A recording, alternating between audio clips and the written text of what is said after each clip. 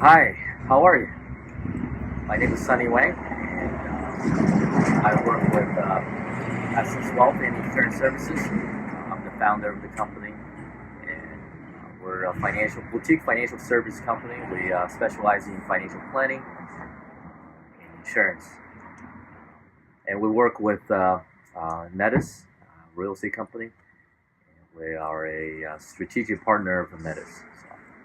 Today, I want to talk to you about year-end tax planning. It's coming to an end. Okay, it's December already, so I know a lot of you guys are thinking that okay, well, it's December. I haven't done anything yet. What am I supposed to do? I need to finish all my planning. I need to start looking into how much taxes I'm going to be paying next year, unless you want to get a big surprise, just like last year, from an accountant saying you owe all these money. So it's a good time to start thinking about what you can do before the year ends.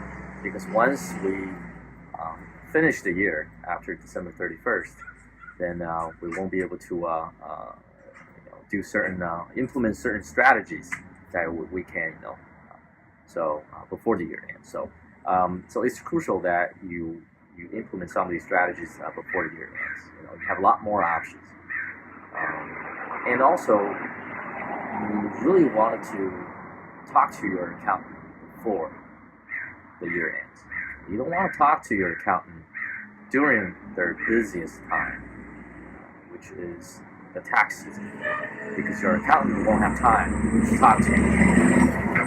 So if you have any questions, you wanted to get something done, if you wanted to have 100% of your accountant's attention, so I would suggest that you seek out your accountant during the time that they're off tax season, right? So that's very important as well. Okay. So today I want to talk to you a few things, just to give you an idea, what you can do before the year ends, save some taxes. Just a list. Of course, things that if you're a W-2 employee, right?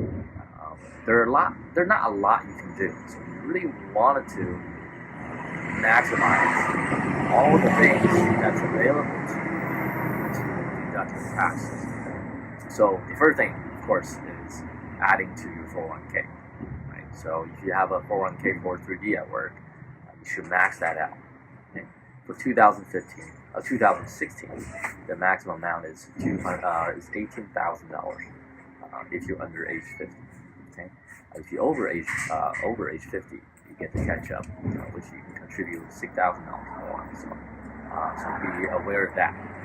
So and believe it or not, there are also companies nowadays allow you to make more contribution to non-deductible 401k. For example, Facebook has it. I have a lot of clients who work at Facebook. They allow their employees to contribute, after-tax 401k, and then that's including the employer's contribution. That's up to $53,000 in 2016. So you can contribute to a lot more than you probably thought. Now, these non-deductible 401ks, you can actually later convert it to a Roth IRA. But there's a process of doing that, so I wouldn't recommend you do that on your own. So definitely talk to a qualified financial advisor to help you with that. IRAs, if you want to do IRAs, of course, you can do traditional IRAs or Roth IRA. So traditional IRAs and Roth IRAs, you can actually contribute to it next year by April 15th. So you can do that. You don't have to wait, and you don't have to do it before the year ends. So you can actually do it right before you file the tax return, turning the tax. Okay.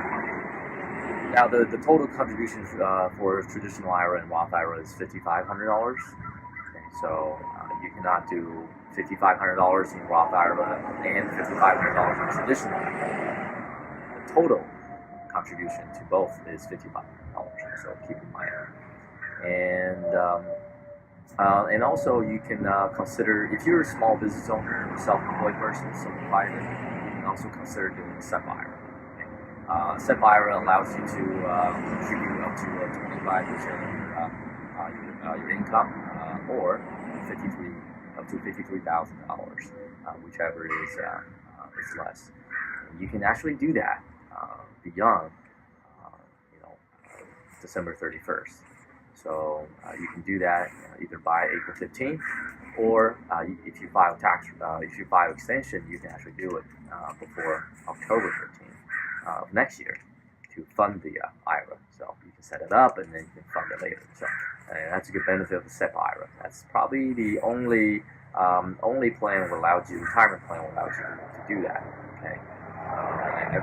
Most other plans you have to contribute before December 31st of the year to get the deduction for the year. So you can also change your tax withholding. So if you're a W-2 employee, so you can change that. If you're thinking that you're withholding too much taxes, in taxes, you can change that. Or if you think you're not withholding enough, you can also make the changes. So just simply change, how many dependents you're claiming tax. Basically, you go through that with your payroll. So at work. Okay. Normally, you can do that through your employer's website, or file a form, complete a form. Just ask your HR to get that form, and you can change that anytime. So believe it or not, I work with clients, and a lot of them I recommend them to make changes throughout the year. So remember to spend down your FSA, flexible spending account. If you don't spend it, you don't lose that money. So make sure you spend that. That's a pre-tax money. You can put in the FSA account, and it has tax benefits. So if you have that, definitely make sure you spend that down. So. And also there's the HSA, health savings account. So a lot of companies allow their employees to do that. You can actually do it yourself, if you don't have that plan. Set up an HSA account on your own. So the money that's contributed into the HSA account is based on the pre-tax basis. Okay? And you can use it for health care expenses. If not, you won't lose it. Unlike FSA, you won't lose it. You get to keep it for later, for retirement, actually. So there are other tax limitations on that. If you use for retirement purposes, we can talk about that in details in the next video, or of course, you can always contact me for more detail. If you own a business, if you have any big purchase that's coming up, so if you're making a lot of money this year and you need, for example, equipment or something, you might as well just do it this year, right? So you don't know how much you're going to be making next year, so you might as well just make that purchase this year, so you can get that maximum deduction for the business, as an expenses. And